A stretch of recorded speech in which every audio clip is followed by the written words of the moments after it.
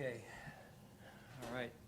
Go ahead and ask your questions here, and we'll get in and out of here. Sean, you mentioned on the radio, start of the off week, Right. essentially when that injury happened, and that's good.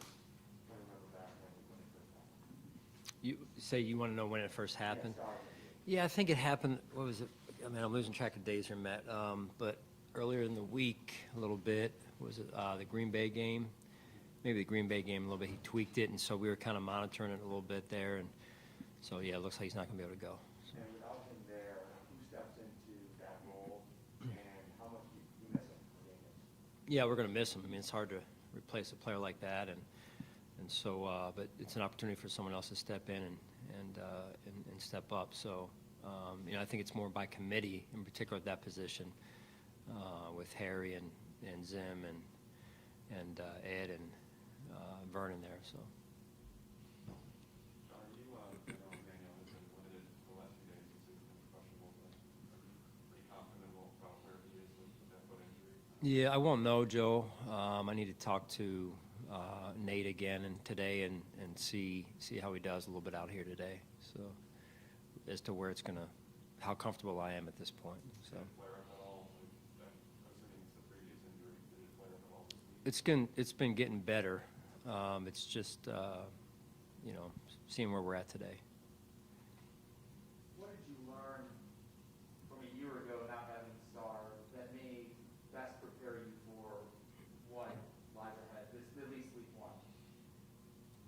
Well, I mean, every season's a new season. Every team's a new team. I just think overall that the mindset is it's never about one person, whether that's Sean McDermott or Star. It's an opportunity for someone. We need someone to step up, and I think that's the biggest piece of all of this.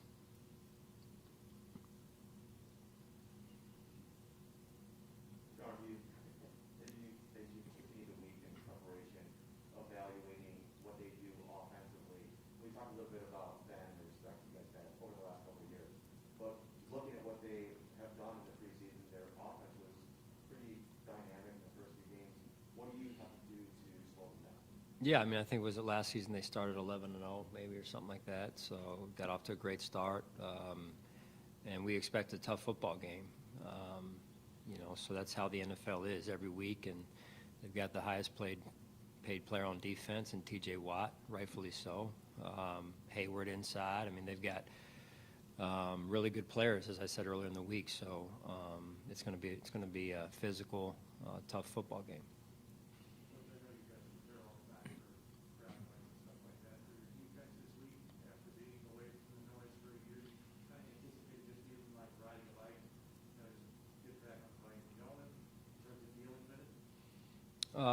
Well, we try and practice it. Chris, you've been out to practice and hearing some of the environment we've tried to acclimate ourselves to. That said, I'm sure there will be a little bit of an adjustment, but you do the best you can to prepare before. And so hopefully as the weeks go, we'll get you more and more accustomed to it. Sean, I asked Leslie the other day about how the Steelers are starting 2 rookies on their offensive line, and he said, in regards to your pass rush, sometimes even though with how quickly Ben gets the ball out, you guys might not be able to bring him down. Sometimes the best pass rush is just kind of able to disrupt him. I guess, what do you see in terms of that matchup for this weekend? Yeah, I think, Heather, that the offensive line, defensive line play are normally keys to winning games. And so how well we play defensively in this case, defensively up front in particular, it will be key. How well we play, along the offensive line will be key, trying to block their defensive line, who are, as I mentioned already, some really good players up there. So the challenge lies up front for our football team.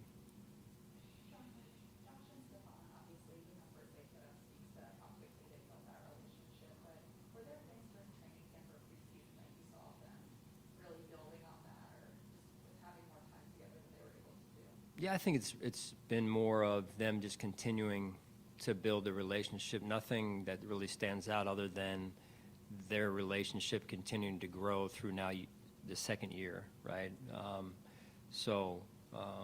And I think with Cole and Steph together, bringing along a young player like Gabe Davis, Isaiah Hodgins,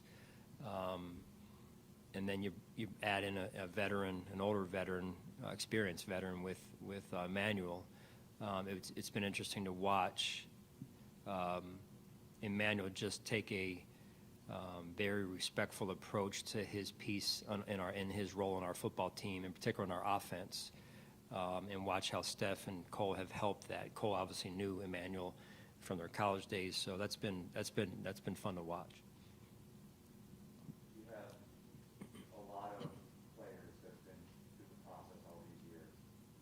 With Levi, take me into that moment when you tell him that he's won his job again, knowing his journey and that he's done this year after year. Yeah, I don't know if anyone's told him. You guys know, and Steve knows in particular, like how roles like after you're out there and you're like, okay, you kind of look around. It looks like I'm going to be the starter. I think that's probably where some of this unfolds, right? So, he's earned the job, and he's earned it in the last couple of years. So I think the key though is continuing to stay. To play with passion, continuing to compete every day, continuing to hone one's craft weekly in this league, even through the season, and that's for us as a football team as well, not just Levi. Sean, with Levi, is it almost better that he earned it rather than upgrade positions because of the way he's handled the competition every year? As an example to other starters, other guys, that hey, they're going to try and replace me, but this is how I handle it. And what an example he's been. That kind of makes you happy the guy still wins the job. It does. I mean, listen, Brandon and myself, we have to be unbiased in our evaluation. That said, you pull for guys like Levi, who's a walk-on at Alabama, has faced personal adversity with the loss of his father, comes here as an undrafted player, practice squad, and then gets elevated. And so his journey, his ascent, if you will, has been fun to watch. And again, I think it's just one of the great stories around the NFL. I'm sure his is not the only one, but real proud of him. Thank you. Guys, good. Thank you, guys. Appreciate it.